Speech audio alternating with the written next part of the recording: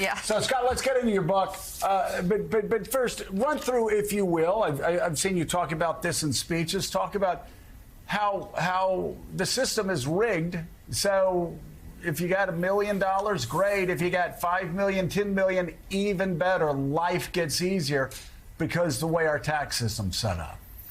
Yeah, we have a very progressive tax system until you get to about the 99th percent. And essentially the people who get most damaged by our current tax code, it's lower and middle income households, their taxes have gone up slightly because of consumption, but not because of federal. The people that really get hurt are what I call the workhorses. And that are people who make an exceptionally good living, but it's all current income, and they live in a blue state. They might be paying 50 to 54% tax rate. I bet some of those people are on around this table right now.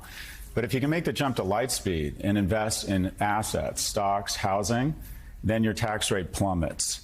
So in America, we've decided to try and create a super class of billionaires, and then if they win the gold medal, we're going to give them the silver and the bronze. Two biggest tax deductions, capital gains and mortgage interest. Who owns homes and stocks? People my age. Who doesn't know? Who rents and makes their money from current income? Young people.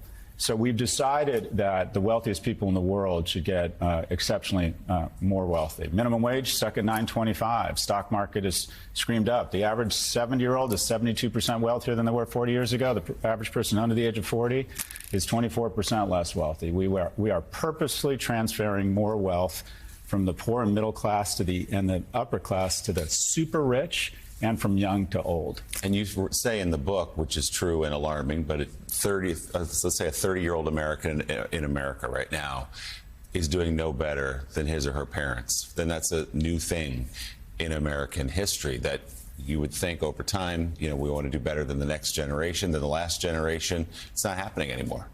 I think it all ties into what we're talking about on campuses. For the first time in our nation's history, a 30-year-old man or woman isn't doing as well as his or her parents were at 30. That is the social compact breaking down. People aged 30 to 34, 60% of them in 1990 had one child. Now it's 27%. People are opting out of America. They're not optimistic about it. They're not having kids. Young people aren't having sex. They're not meeting. They're not mating. The pool of emotionally and economically viable men shrinks every day, which lessens household formation. So we have a real issue. Young people are enraged. So it turns every cut, every movement into an opportunistic infection because, quite frankly, they are just pissed off. They look up, they see wealth, exceptional wealth across my generation and people in certain industries, and they are really struggling. Their purchasing power is going down, and the incumbents create artificial scarcity on campus. We take pride in rejecting 90% of our applicants, so the incumbents who already have a degree see their degree go up in value. We get very concerned with housing and traffic once we own the housing. Housing permits are sequestered from young people. Housing prices have gone from $290 to $420 in the last 4 years. So a young person, a house, stocks that I don't own skyrocket in value. Let's have COVID relief and flush the markets and take assets way up, because if 1 million people dying would be bad, would be tragic if I got less wealthy. And we're doing it on their credit card. Young people have every reason to be enraged, and every issue they see, they look up, they get angry, and they see someone doing better than them. And then every day it is speedballed in their face that they are failing, that they are not doing as well as everyone around them. We have lost the script. Our kids are more anxious and more depressed and more obese and more addicted. And we have made a purposeful decision to let this happen by ensuring the people around this table stay wealthy at the cost of young people. So, Scott, what the social element of that's the economic element, the social elements that you mentioned, the happiness, the anxiety, all of those things, that kids aren't getting together anymore, that they're not having kids. What happened in one generation? Social media has to play a role in it, I'm sure. But what else do you see that has created this climate for this generation? I think you have the most talented, well-resourced people in the world and companies trying to convince a young man that he can have a reasonable facsimile of life in his basement behind a screen. You don't need friends. Go on Reddit or Discord. You don't need to get a job. Go on Robinhood or Coinbase and trade crypto and stocks. You don't need to go through the rejection and the expense and the humiliation and working out and having a plan and humor and showering to get a romantic relationship. You have YouPorn. So we have an entire generation, especially of young men, who are out home sequestering from society and missing out on what it means. There's a reason romantic comedies are 2 hours and not 15 minutes. True victory in life is hard. going out, meeting someone, finding mentors, finding mates. That stuff is hard, but that's what real victory in real life is like. And because a lot of men feel rejected on dating apps, the number of jobs that are accessible to them has gone down.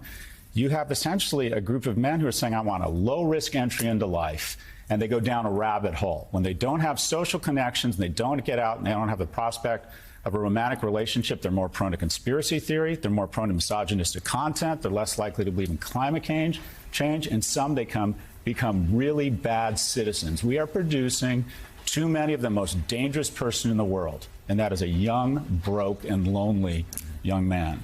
Why is it that so many of these young people that you're talking about seem to head into life after going to 4-year schools or 2-year schools or whatever, head into life with a lack of financial literacy? They don't know anything about money or the growth of money.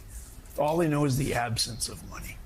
I think we need to have in our curriculums in high school a class on adulting. My kid, I see it in my house, my kid can do integers and basic calculus, but he doesn't understand the interest on his credit card. So there's just some basic kind of financial literacy that we're not teaching. And when you start replacing civics with computer science, you lose a sense of the country and you start learning about programming. And when you don't talk about basic financial literacy or even mating, I would like to see in the senior year of college mating dynamics and help men understand, and women, what is unique to them and their vulnerabilities to social media. I was talking about the challenges of men from social media. At exactly the wrong time in a young girl's life, she is presented with a valuation where she never gets to leave the high school cafeteria 24/7. And as my colleague Jonathan Haidt has pointed out, we've seen a dramatic uptick in suicide. But I think effectively we just don't have basic skills for young people. We're teaching them advanced things, but we're not teaching them the basics around what a mortgage is, what interest rates mean. So I think we could use just a basic class on adulting, junior or senior year. Hey everyone, MSNBC has a new and improved app. You'll get real-time alerts and analysis, live blogs, in-depth essays, video highlights, and the best 2024 election coverage. Download the new MSNBC app. Here's how to do it. You tap on the App Store on your phone. You hit search on the bottom right corner. You type in MSNBC. You click on the MSNBC app. You click on Get or the cloud icon and enjoy it.